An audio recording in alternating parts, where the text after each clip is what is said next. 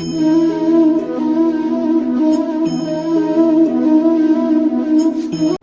બચ્ચાઓ, શું છે? મજામાં? શું ચાલે છે? જલસા કરો છો ને બધા ઘરે બેઠા? હે, તમને કાલે કામ આપ્યું હતું, યાદ કરો જોઈ. તમને હું કીધેલું હતું કે તમારે દ્વિપારિમાણિક ગતિ અને ત્રિપારિમાણિક ગતિ વિશેનું ઉદાહરણો તમારે મને ગોતીને દેવાના છે. યાદ છે? હે, યાદ કરો જોઈ, તમને વાત કરેલી હતી. બીજી વસ્તુ એક પહેલાંથી કહી દઉં તમને કે જે લોકો ડાયરેક્ટ આ વિડીયો જોવે છે એને એક મારી નમ્ર વિનંતી છે કે આગલા દશક જેવા આપણા વિડીયો આખા બની ગયા છે. તમે પહેલેથી આ વિડીયોઝ જોજો તો તમને આખું લિંક પકડાશે, કારણ કે વચ્ચેથી કોઈ પણ વસ્તુ સમજાશે નહીં. પહેલા લેક્ચરનું લિંક બીજા સાથે છે, પછી બીજાનું ત્રીજા સાથે, ત્રીજો ચોથું પાંચમું, એમ આખી લિંક ચાલે છે. ઓકે, તો આ વસ્તુને ખાસ તમે મગજમાં રાખજો. ચાલો હવે આપણે ઉદાહરણ તમને મેં કીધેલા હતા, યાદ કરો જોઈએ. મેં તમને કીધેલું હતું કે તમારે દ્વિપારિમાણિક ગતિના એક્ઝામ્પલ ક્યાં છે, ત્રિપારિમાણિક ગતિના એક્ઝામ્પલ ક્યાં છે, તમારે મને કહેવાના છે. તો કોઈએ વિચાર્યા, ઘણા બધાએ વિચાર્યા હશે, ઘણા બધાના મને વોટ્સઅપમાં આન્સર પણ આવેલા છે. પણ હવે આપણે એ આન્સર ઉપર હવે આપણે પડદો છે એ પડદાને થોડોક દૂર કરીએ અને એનો જવાબ મેળવીએ. તો એ જવાબ શું છે? ચાલો તો હું 2D મોશનની જો ચર્ચા કરી દઉં, એટલે કે દ્વિપારિમાણિક ગતિના ઉદાહરણ વિશે વિચારું તો 2D ગતિ. ઓકે, તો એના ઉદાહરણ ક્યાં થશે બચ્ચાઓ? તો એનું ઉદાહરણ થશે, આપણે સુરેખ પથ પર ગતિની તો ચર્ચા કરી ગયા કે એક જ સીધા રસ્તા ઉપર જ જતો હોય, એક જ યામ બદલતો હોય. દ્વિપારિમાણિકમાં આપણે એમ કીધું હતું 2 યામ બદલવા જોઈએ. તો સૌથી પહેલું આની જે ગતિ વિશે આપણે વિચારીએ તો સપોઝ એક કેરમ છે. ઓકે, હવે એ કેરમમાં બચ્ચા વિચારો કે કેરમની જે કુકડી જે મોશન કરતી હોય એ મોશન કેમ કરતી હોય? આમ જાતી હોય. વિચારો જોઈએ. હે, તો વિચારો એ સમતલમાં રહીને જ ગતિ કરશે કે નો ગતિ કરે? વિચારો જોઈએ. યસ, આ કેરમની કુકડી છે એ સમતલમાં રહીને જ આ રીતના મોશન કરે છે. તો સમતલમાં રહીને મોશન કરે છે એટલે કેના જેવી વાત થઈ? આ કુકરી છે, કુકરી. રેડી? ચાલો જોજો. આ કેરમની કુકરી છે એ કુકરી આ જ સમતલ, આ જે આપણું કેરમનું પેડ રહેલું છે, વિચારો આ કેરમનું પેડ છે. હવે એ કુકરી છે આ જ સમતલમાં ગતિ કરે છે, આમ અપડાઉન નથી થતી. રેડી? એટલે કેરમની કુકરી જો આ જ સમતલમાં ગતિ કરે તો એ 2D મોશન થાય બચ્ચા. કારણ કે તમે આમ શોર્ટ મારો છો ને, અહીંથી આમ મારો છો, વળી અહીં આમ મારો, પછી શું થાય તો કે આ જગ્યાએ કાઢવું હોય તો અહીંથી આમ તમે ક્રોસમાં મારો છો, તો એ કેટલા ડાયમેન્શન બદલે છે બચ્ચા? 2 ડાયમેન્શન બદલે છે. પણ આમાં એક વસ્તુ આપણે યાદ રાખવાની છે. શું વસ્તુ યાદ રાખવાની છે? કે ઓલી કેરમની કુકરી ઉલરે ને ઈનો હાલે, જોજો. કારણ કે કેરમની કુકરી ઉલરે તો કેટલામું ડાયમેન્શન થઈ ગયું? લાઈટ થઈ ગઈ બધાને. કેરમની કુકરી ઉલરે તો કેટલામું ડાયમેન્શન થાય? યસ, કેરમની કુકરી ઉલરે તો એ 3D થાય સાહેબ, કે નો થાય? 2D ક્યારે થશે? કેરમની કુકરી જ્યારે આ જ સમતલમાં ગતિ કરે છે તો એ 2D છે. મતલબ કે એનું જે ઓલું પેડ છે એ પેડમાં જ રહીને કેરમની કુકરી ગતિ કરતી હોય તો એ 2D છે. ક્યારે 3D થાય? યાદ કરો, હમણાં ચર્ચા કરી. 3D ક્યારે થશે? કેરમની કુકરી આ સમતલમાં ગતિ કરે અને અચાનક આમ ઉલ્લે ને, ઘણી વાર આપણે ફૂલ તાકાતથી શોટ માર્યો હોય જોઈએ તો આમ ઉલ્લે કે ન ઉલ્લે? યસ, તો ત્યારે એ 3D થશે. તો એ 3 ડાયમેન્શન છે. ડન? પણ અત્યારે આપણે ખાલી કેરમની કુકરી સામાન્ય સંજોગોમાં ચર્ચા કરીએ તો કેરમની કુકરીની ગતિ 2D થશે. ડન? ચાલો તો આપણે એક વસ્તુ એડ કરી દઈએ. અહીંયા જે આપણે એક એક્ઝામ્પલ છે, એક્ઝામ્પલ લખી નાખીએ. તો કયું એક્ઝામ્પલ થશે સાહેબ? પહેલું એક્ઝામ્પલ, કેરમની કુકરીની ગતિ. ચાલો, કેરમની કુકરીની ગતિ કેટલા ડાયમેન્શન થયા બચ્ચાઓ? 2 ડાયમેન્શન. હજી વિચારો 2 ડાયમેન્શનમાં શું આવશે? વિચારીએ. ચાલો સેકન્ડ, બેટા વિચારો જોઈ, સમતલમાં જ રહીને આવી ગતિ થઈ શકે કે ન થઈ શકે? કોઈ પદાર્થ વર્તુળાકાર માર્ગે ગતિ કરી શકે કે ન કરી શકે? વિચારો જોઈ. હે, વર્તુળાકાર માર્ગે જે ગતિ થાય તો વર્તુળને ક્ષેત્રફળ હોય, યાદ કરો. વર્તુળને ક્ષેત્રફળ હોય તો જો ક્ષેત્રફળ હોય તો એને 2D કહેવાય ભાઈ. યાદ કરો, યાદ કરો, યાદ કરો. તો વર્તુળને ક્ષેત્રફળ છે એ 2D છે, તો ઓબ્વિયસ છે વર્તુળાકાર જે ગતિ થતી હશે એ વર્તુળાકાર બધી ગતિ છે એ કઈ મોશન આવશે? તો કે 2D મોશન આવશે. હવે મને કહો કે વર્તુળાકાર ગતિ કઈ કઈ થાય છે? તો સૌથી બહુ સામાન્ય ઉદાહરણ છે સાહેબ, સૂર્યની આસપાસ જે પૃથ્વી ફરે છે સાહેબ. હે, સૂર્યની આસપાસ જે પૃથ્વી ફરે છે કેવા માર્ગે ગતિ કરે છે? યસ, વર્તુળાકાર, સોરી, લંબવૃત્તીય કક્ષામાં ગતિ કરે છે. પણ એ એક જ સમતલમાં છે. લંબવૃત્ત એટલે ખાલી આવું થશે. આપણે એને એમ કહીએ છીએ કે વર્તુળાકાર, પણ પરફેક્ટ વર્તુળાકાર નથી. એના વિશે આપણે હજી ડિટેલમાં ડિસ્કશન કરવાના છીએ ગુરુત્વાકર્ષણમાં. તો એ ગતિ આવી છે તો આ ગતિ પણ આને લંબગોળ કહેવાય. શું કહેવાય? લંબગોળ. અથવા લંબ વર્તુળ કહેવાય, બરોબર. આ છે આપણે પ્યોર વર્તુળ, આને કેવું કહેવાય? લંબ વર્તુળ કહેવાય. તો આ પણ કેટલા ડાયમેન્શનમાં છે? 2D ડાયમેન્શનમાં જ છે. તેનો મતલબ શું થયો કે સપોઝ હું અહીંયા ધારી લઉં સેન્ટરમાં કોણ છે, તો કે સન છે એટલે કે સૂર્ય છે, બરોબર. અને એની આસપાસ કોણ ગતિ કરી રહ્યું છે, તો કે પૃથ્વી ગતિ કરી રહી છે. તો આ ગતિ કેવી ગતિ થાય? યસ, એ ગતિ 2D થશે સાહેબ. એ જ રીતના એમ બોલી શકાય ને કે ચંદ્ર જે પૃથ્વીની આસપાસ ગતિ કરે છે એ પણ કેટલી છે? 2D છે. યસ. ચાલો તો આપણે એક વસ્તુ એડ કરી દઈએ કે સૂર્યની આસપાસ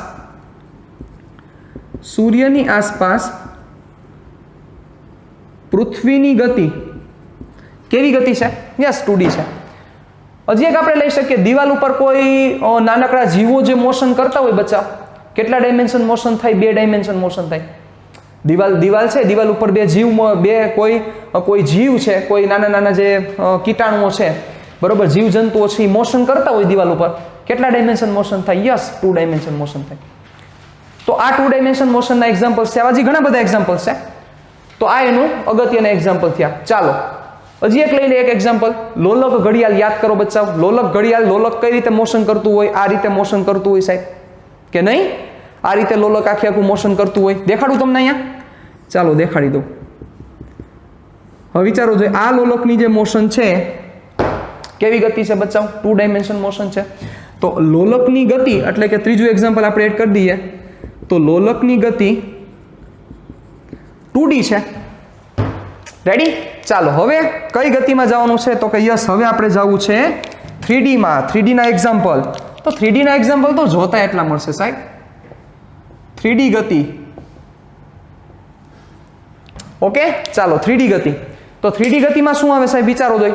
3D ગતિમાં સૌથી પહેલું એક્ઝામ્પલ તમારા મગજમાં કયું આવતું હશે?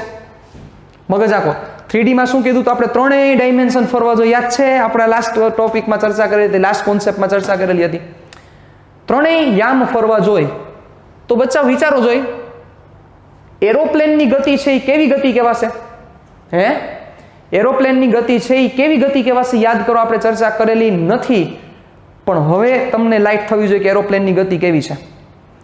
કારણ કે એરોપ્લેન જે મોશન કરે છે એમાં કેટલા ડાયમેન્શન ફરતા હશે? હાંકો મગજ, હાંકો મગજ, હાંકો. કેટલા ડાયમેન્શન ફરતા હશે? યસ, એરોપ્લેનની ગતિ 3 ડાયમેન્શન ફરે બચ્ચાઓ. શું કામ 3 ડાયમેન્શન ફરે? અહીંથી આમ સપોઝ ટેક ઓફ કરતા હોય તો આમ થાય, પછી આમ જાય છે, પછી અહીંથી આમ સપોઝ અહીંથી આમ ચડતા હોય તો આમ જાય. તો એરોપ્લેન આમ સીધું જ નથી આવેલું જતું, કાંઈ આમ ટર્ન મારે જ છે. ટર્ન શું કામ મારે છે? એવા પ્રશ્ન ન વિચારતા, હજી આપણે એની ચર્ચા કરવાના છીએ. તો એ ગતિ કેવી છે? 3D મોશન છે સાહેબ. તો આપણે અહીંયા એનું એક્ઝામ્પલ એક એડ કરી દઈએ. તો 3D મોશનનું પહેલું એક્ઝામ્પલ શું આવશે? તો કે વિમાનની ગતિ. કોની ગતિ? વિમાનની ગતિ કેવી છે? તો કે 3D. ચાલો બીજું એક્ઝામ્પલ વિચારો. યસ, કોઈ પણ પશુ પક્ષી જે ઉડે છે, કારણ કે એરોપ્લેનનો કોન્સેપ્ટ ત્યાંથી જ આવેલો છે. કોઈ પણ પશુ પક્ષી જે ગતિ કરે છે એ કેવી ગતિ છે?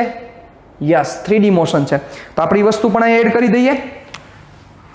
કોઈ પણ પક્ષી, પશુ નો આવે, પશુ ઉડતા ન હોય, હા જોજો, પક્ષીની ગતિ, જે પક્ષીની ગતિ છે એ ગતિ પણ કેવી છે? તો કે 3 ડાયમેન્શન મોશન છે. રેડી? ચાલો પછી આના એક્ઝામ્પલ હજી લેવા હોય તો હજી ઘણા બધા એક્ઝામ્પલ્સ આવી શકે છે, પણ મેઇન આપણે જે એક્ઝામ્પલ વિચારીએ તો આ થાય. હવે મેં તમને કાલે હજી એક પ્રશ્ન પૂછ્યો હતો કે શું પરફેક્ટ 1D મોશન પોસિબલ છે? આવો આપણે પ્રશ્ન મેં તમને કાલે પૂછેલો હતો. પરફેક્ટ 1D મોશન શક્ય છે? આ પહેલો પ્રશ્ન હતો. સોરી, પહેલો આ હતો 2D અને 3D. પછી હજી એક પ્રશ્ન આ પૂછ્યો છો. અને ત્રીજો, રૂટીન લાઈફમાં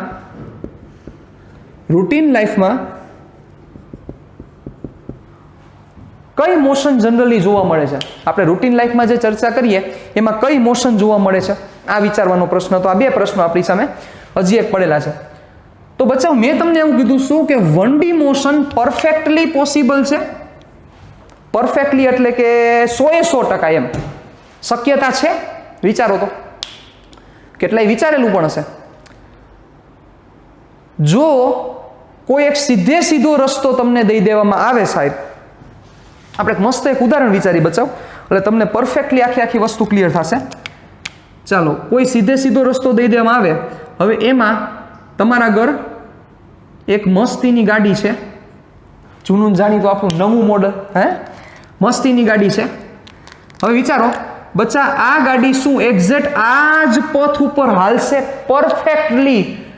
इतू सा चेंज नहीं होना चाहिए, नानकड़ो पण फेरफार न थवो जोईए.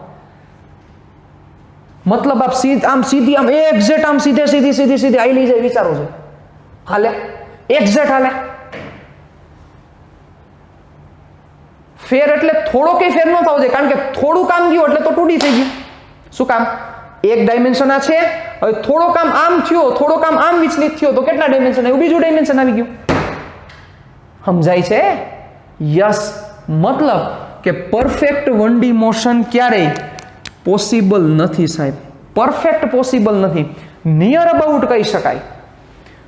તમે આ ટ્રાય કરજો બચ્ચાઓ કે તમારા આગળ એક સીધો રસ્તો છે, તમારે એક્ઝેક્ટ એના ઉપર જ હાલવાનું છે, થોડું કઈ આગુ પાછું ન થવું જોઈએ.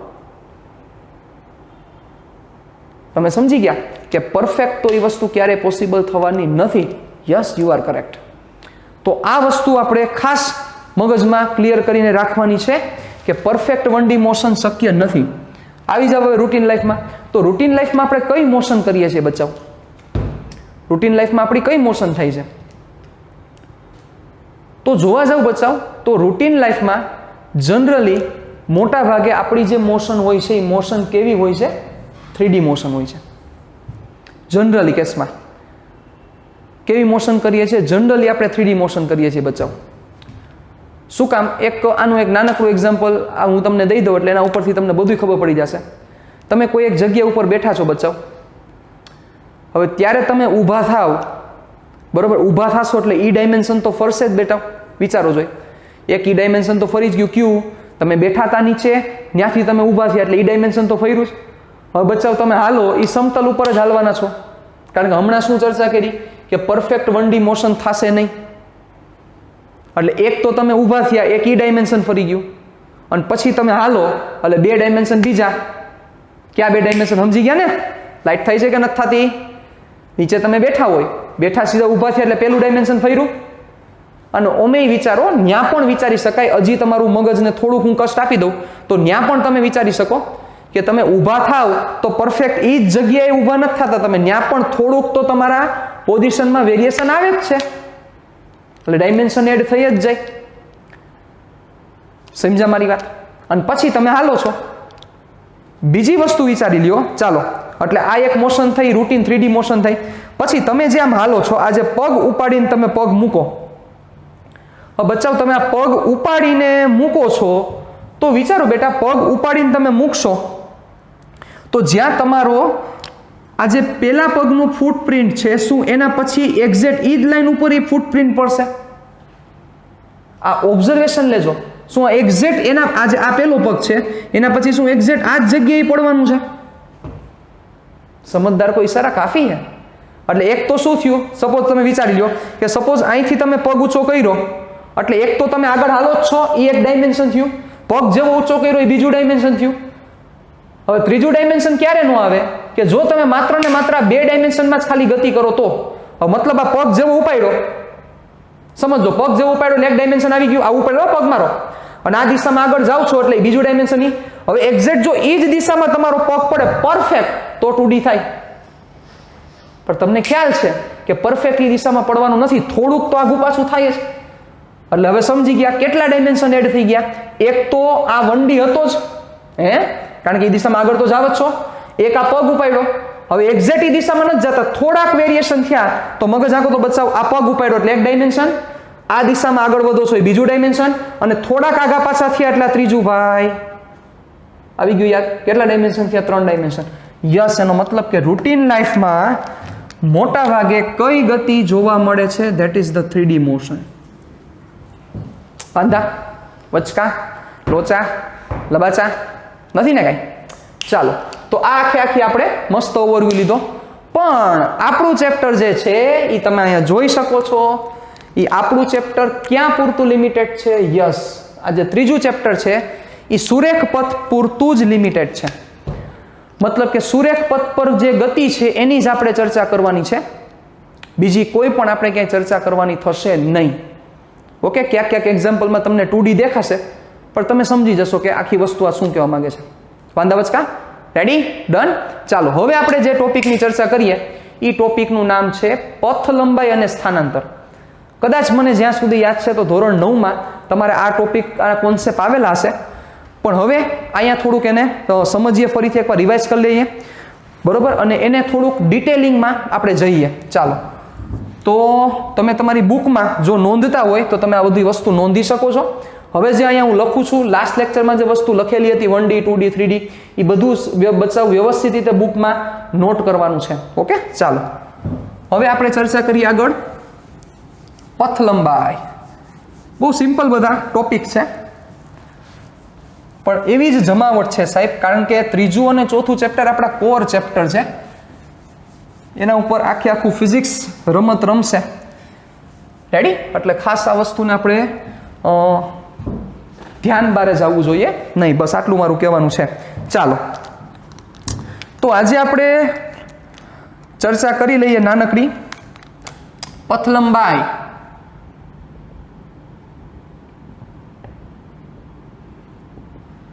ઓકે, પેલો ટોપિક આપણો આ છે પથ લંબાઈ, અને એની સાથે સાથે આપણો જે બીજો ટોપિક છે એનું નામ છે સ્થાનાંતર. આજે આપણે એના સિમ્પલ એક્ઝામ્પલ જોવા છે, પછી કાલે આપણે પાછા મળીશું ત્યારે વળી પાછા ડિટેલિંગમાં એના એક્ઝામ્પલ્સની થોડીક ચર્ચા કરીશું. ચાલો, તો પથ લંબાઈનો મતલબ શું થશે? તો એની વ્યાખ્યા પ્રમાણે હું જો ચર્ચા કરું, પથ લંબાઈ એટલે પથ એટલે રસ્તો, મતલબ કોઈ પદાર્થ છે, આપણે એને કણ સ્વરૂપે લઈએ છીએ, કોઈ કણ છે જે રસ્તો કાપે છે, એ જેટલું અંતર, કુલ અંતર જે કાપે છે એને આપણે પથ લંબાઈ કહેશું. શબ્દને પકડો, પથ લંબાઈ. પથ એટલે રસ્તો, એ જે રસ્તો કાપેલો છે એ અંતર. તો મસ્ત વ્યાખ્યા બની ગઈ. શું વ્યાખ્યા થશે? વ્યાખ્યા એની આવી છે, કોઈ સમયગાળામાં કણે કાપેલા કુલ અંતરને પથ લંબાઈ કહે છે. શોર્ટ એન્ડ સ્વીટમાં વ્યાખ્યા આપણી થઈ, કોઈ સમયગાળામાં કણે કાપેલા કુલ અંતરને પથ લંબાઈ કહે છે. સાથે સાથે સ્થાનાંતરનો મતલબ શું છે તો એના વિશે આપણે ચર્ચા કરીએ. તો સ્થાનાંતરનું ઇંગ્લિશ શું થશે? ઇંગ્લિશ વર્ડ પણ તમને હું સાથે કહેતો જાઉં, કારણ કે યાદ રાખવા જરૂરી છે બચ્ચાઓ. પથ લંબાઈનું ઇંગ્લિશ થાય પાથ લેન્થ, અને સ્થાનાંતરનું ઇંગ્લિશ થશે ડિસ્પ્લેસમેન્ટ. ઓકે, પથ લંબાઈનું ઇંગ્લિશ થશે પાથ લેન્થ અને સ્થાનાંતરનું ઇંગ્લિશ થશે ડિસ્પ્લેસમેન્ટ. ચાલો, તો સ્થાનાંતરનો મતલબ શું થશે? સ્થાનાંતર, એને શબ્દોને છૂટા પાડીએ એના ઉપરથી જ તમને ખબર પડશે. સ્થાનાંતર મતલબ કે સ્થાન, સ્થાનાંતર એટલે કે બે સ્થાન, મતલબ કે કયું સ્થાન? પ્રારંભિક સ્થાન અને અંતિમ સ્થાન, એ બે વચ્ચેનું અંતર. મતલબ શું થયો? સ્થાનાંતર શબ્દને છૂટા પાડીએ તો એનો મિનિંગ એવો થાય, સ્થાનો વચ્ચેનું અંતર. શું બોલ્યો? સ્થાનો વચ્ચેનું અંતર.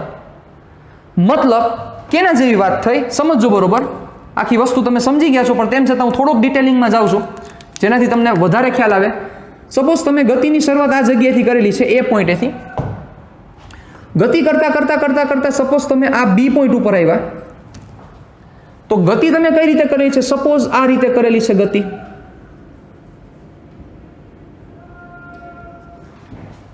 રેડી? તો હવે સ્થાનાંતરનો મતલબ શું થશે? શબ્દોને છૂટા પાડી, સ્થાનાંતર મતલબ કે બે સ્થાનો વચ્ચેનું અંતર. તો બે સ્થાનો વચ્ચેનું અંતર કેટલું થાય બચ્ચા? વિચારો જોઈએ. આ એ અને આ બી, આ છે એ અને આ છે બી, મતલબ કે આ છે પ્રારંભિક સ્થાન. કેવું સ્થાન? આ છે પ્રારંભિક સ્થાન, અને આ કેવું સ્થાન છે? તો કે આ છે અંતિમ સ્થાન. તો આ પ્રારંભિક સ્થાન કે જે જગ્યાએથી ગતિની શરૂઆત છે, ગતિ શરૂ કરી અને અહીંયા ગતિ તમે શું કરી છે? તો કે પૂર્ણ કરેલી છે. તો એમની વચ્ચેનું અંતર, એટલે સ્થાનાંતરનો મતલબ એમની વચ્ચેનું અંતર. તો શું થાય બચ્ચાઓ? સિમ્પલ છે, સમજદાર કોઈ ઇશારા કાફી છે. એ થી બી વચ્ચેનું અંતર થાય. તો આજે તમને મળ્યું ક્યુ, જોજો દેખાડું ફરીથી, આજે મળ્યું તમને, હાલો આ ડોટેડ લાઈન આખી मतलब आ ए थी आ बी सुधीનું જે ડિસ્ટન્સ મળ્યું છે એને કહેવાય બચ્ચા સ્થાનાંતર। તો સાવ સિમ્પલ થઈ ગયું બચ્ચાઓ। તો સ્થાનાંતરનો મતલબ શું થશે? જેવા શબ્દો છે એવા જ એના ગુણધર્મો છે, એવી જ એની વ્યાખ્યા છે। યસ, સ્થાનાંતરની વ્યાખ્યા આવી થશે જે હું તમને અહીંયા મેન્શન કરું છું કે પદાર્થે સ્થાનમાં કરેલા ફેરફારને સ્થાનાંતર કહે છે। એડ કરી શકાય, આ વસ્તુ એડ કરવી હોય તો કોઈ સમયગાળામાં ચાલે, કોઈ ઇસ્યુ નથી। કોઈ સમયગાળામાં પદાર્થે સ્થાનમાં કરેલા ફેરફારને સ્થાનાંતર કહે છે। તેનો મતલબ શું થયો? પદાર્થ પોતાનું જે સ્થાન બદલાવે છે એને આપણે સ્થાનાંતર કહીશું। પદાર્થ પોતાનું જે સ્થાન બદલાવે છે એને આપણે સ્થાનાંતર કહીશું, બરોબર। અથવા હજી આની શોર્ટ એન્ડ સ્વીટમાં જો વ્યાખ્યા કહું, હજી એક વ્યાખ્યા નાનકડી બની શકે કે પ્રારંભિક સ્થાન અને અંતિમ સ્થાન વચ્ચેના લઘુત્તમ અંતરને સ્થાનાંતર કહે છે। પ્રારંભિક સ્થાન અને અંતિમ સ્થાન વચ્ચેના લઘુત્તમ અંતરને, તો એ જ વસ્તુ અહીંયા કરીને બચાવ જોવો જોઈએ। આ પ્રારંભિક સ્થાન, આ અંતિમ સ્થાન, તો એના સ્થાનમાં ફેરફાર કેટલો કર્યો? યસ, આટલો જ કર્યો કહેવાય। તો એ લઘુત્તમ અંતરને કેવું અંતર કહેવાય? સ્થાનાંતર। તો જો આની વ્યાખ્યા વિશે જો થોડીક આપણે ચર્ચા કરીએ તો વ્યાખ્યા શું થશે? જે વ્યાખ્યા આપણે બે ડિસ્કશન કરી એના સૂત્ર ઉપર જો જઈએ તો સૂત્ર કંઈક આવું થશે કે સ્થાનાંતરનો મતલબ શું થશે? જે આપણે ચર્ચા કરી કે પદાર્થે સ્થાનમાં કરેલો ફેરફાર, એનો મતલબ આપણે એવું કહીશું કે અંતિમ સ્થાન માઇનસ પ્રારંભિક સ્થાન। સૂત્ર શું થશે એનું? 1D માટેનું સ્થાનાંતર બરાબર અંતિમ સ્થાન માઇનસ પ્રારંભિક સ્થાન। આ જે સૂત્ર છે એ પ્યોર 1D માટે એપ્લાય થશે। કેના માટે એપ્લાય થશે? 1D। કઈ 1D? ઓલી ઠેકવાની 1D નહીં હો, જોજો। 1D એટલે કે 1 ડાયમેન્શનલ મોશન। આ 1D માટેનું પ્યોર ફોર્મ્યુલા છે અને આજે મેં વ્યાખ્યા લખેલી છે એ બધા માટે એપ્લાય થશે। બધા માટે એટલે 2D મોશન હોય, 3D મોશન હોય, બધા માટે આ વ્યાખ્યા એપ્લાય થશે। એટલે પ્રારંભિક સ્થાન અને અંતિમ સ્થાન વચ્ચેના લઘુત્તમ અંતરને, સાહેબ, પ્રારંભિક સ્થાન અને અંતિમ સ્થાન વચ્ચેના લઘુત્તમ અંતરને, તમને એક વસ્તુ લાઈક થઈ બચાવ, મેં અહીંયા એક વર્ડ મેન્શન કરેલો છે। કયો મેન્શન કરેલો છે વર્ડ? એના ઉપર થોડોક પ્રકાશ આપણે પાડીએ। પ્રારંભિક સ્થાન અને અંતિમ સ્થાન એ વર્ડ તો છે જ, પણ આ વર્ડ બહુ ઇમ્પોર્ટન્ટ છે બચાવ। લઘુત્તમ અંતર। લઘુત્તમ અંતર એટલે કે નાનામાં નાનું અંતર કોના વચ્ચેનું? પ્રારંભિક સ્થાન અને અંતિમ સ્થાન વચ્ચેનું। આવી જાવ પાછા અહીંયા, ચાલો। આ એ અને આ બી। હવે એ થી બી જવાના કેટલા માર્ગ છે વિચારો જોઈએ। એ થી બી જવાના કેટલા રસ્તા છે? યસ, તમે કહેશો કે સર ઘણા બધા રસ્તા છે, અહીંથી આમ જઈએ કે અહીંથી આમ જઈએ કે અહીંથી આમ જઈએ કે, સમજાય છે મારી વાત શું કહું છું? તો આ રસ્તો છે, આ રસ્તો પોસિબલ છે, આ રસ્તો પણ પોસિબલ છે, આ રસ્તો પણ પોસિબલ છે, બધા રસ્તા પોસિબલ જ છે। પણ આપણે શું મેન્શન કરેલું છે સ્થાનાંતરમાં? સ્થાનાંતરમાં મેન્શન કરેલું છે કે પ્રારંભિક સ્થાન અને અંતિમ સ્થાન વચ્ચેનું લઘુત્તમ અંતર। તો બેટા વિચારો જોઈએ, આ જે એ અને આ બી વચ્ચેનું મિનિમમ ડિસ્ટન્સ કેટલું થશે? સિમ્પલ વસ્તુ છે કે આ બે વચ્ચેનું મિનિમમ ડિસ્ટન્સ જે આ ડોટેડ આખી લાઈન કરેલી છે એ તમારું થશે સાહેબ। તો આનો મિનિંગ હજી એક તમને નાનું એક્ઝામ્પલ આપું। સપોઝ કોઈ એક પદાર્થ છે, આ એ પોઈન્ટ ઉપરથી સ્ટાર્ટ કરે છે અને એ ભાઈ આ બી પોઈન્ટ ઉપર જાય છે। હજી એકવાર ફરીથી એક્ઝામ્પલ આપી દઉં તો એ થી બી એ ઘણા જુદા જુદા રસ્તે જાય છે। આપણે જાય છે ને આપણા ઘરે, સપોઝ આને તમે સ્કૂલ કરી દો અને આને આપણું ઘર કહી દઈએ, તો સ્કૂલેથી ઘરે જવાના ઘણા બધા રસ્તાઓ છે। યુ નો વેરી વેલ, તમે તો જાણતા જ હોય ને, તમે જાઓ ઘરે, બરોબર। સાથે સાથે આ રસ્તો છે, આ રસ્તો છે, આ રસ્તો છે, પછી અહીંથી આમ શેરી વાકે ચૂકી કાઢીને કોકની ઘર ન જવું હોય, વચ્ચે કોક નડતું હોય ને આપણે કાઢીને આમ નથી આમ બાયપાસ કરતા આખી આખું, હે, આ રસ્તો છે।